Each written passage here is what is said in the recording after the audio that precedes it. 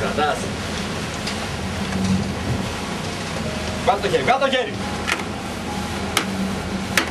Βάζουν τόνο. Το ψαρέψανε. Χαλασμένα έφερε δε. Πρέπει να ανοίξω σαρδέλα.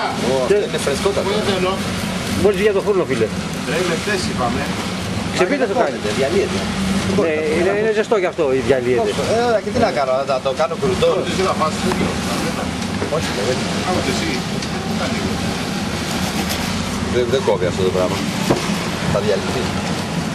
Μόνο τόσο μεγάλο, δεν μπορεί να κόψει. Είναι ώρα της πείνας. Τα δυστυχισμένα μαζευτήκα στην κουζίνα όλα. Έλα. Κρασί και θα το κόκκινο κρασί. Χωρίς κρασί δεν γίνεται χωρίς κρασί. Εκεί χωρίς κρασί. Έχει κόκκινο κρασί. Γιατί? Ο ταμείας των τσιγάρων. Ο Αλέξης. Ταμείο με τα τσιγάρα. Από την λέξη. Πάει Ο καπετάνιος. Κήρυξε πτώχευση ο ταμεία. Ο καπετάνιος. Σιδεροφάγος, τρώει τα πάντα. Έχει πει ότι το σκάφος θα πάει Πριονίδη σε μια σακούλα μέσα στην Αθήνα. Παρασάκης κούπα. Να πούμε.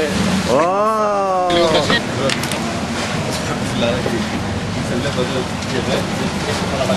Για πες τώρα πώς θέλεις στο Ατλαντικό, καπετάν Ζέπο. Πολύ νερό. Εσύ καπετάνιε, ο Ατλαντικός Όρτσα πώς σου φαίνεται? Γαμάτο. Ο Κάπτεν Όρτσας. Κάπτεν Όρτσα, πώς θα βρεις το Ατλαντικό Όρτσα? Πρέπει να βρω ποιος έχει πέσει τους ορτάδες από το σκάφο, γιατί... Λίγο σπαστήρι. Εντάξει, καλός. Δεν κανονίζεται να βρούμε ποιος εντάξει περί. Εντάξει, τώρα που θα πάμε στους Αντώνες θα πούμε δεύτερο σκάφο. Κοίταξε, εμένα λένε ότι όταν πηγαίνω εγώ φέρνω τον αέρα. Αλλά Όρτσα δεν μου πει. Όταν ήμασταν στο Αργεντίνικο, στο Μαϊάμι, τι είπε, που λέγαμε για τον καιρό Αρτέμις. Ναι. Αυτό δεν είπες? Τι είπε? Είπε ότι παιδιά θα είμαστε μόνο Όρτσα, λέει, γιατί εγώ όλο Όρτσα πηγαίνω. Ο Αρτέμις. Να, ορίστε. Ναι, αυτό δεν λέει ότι τα περισσότερο καιρό κάνει Όρτσα. Ναι, λέγαμε ότι πουτάνα που γάμω. 3 μέρες πριν τις Αρζόρες. Παρ' όλα αυτά.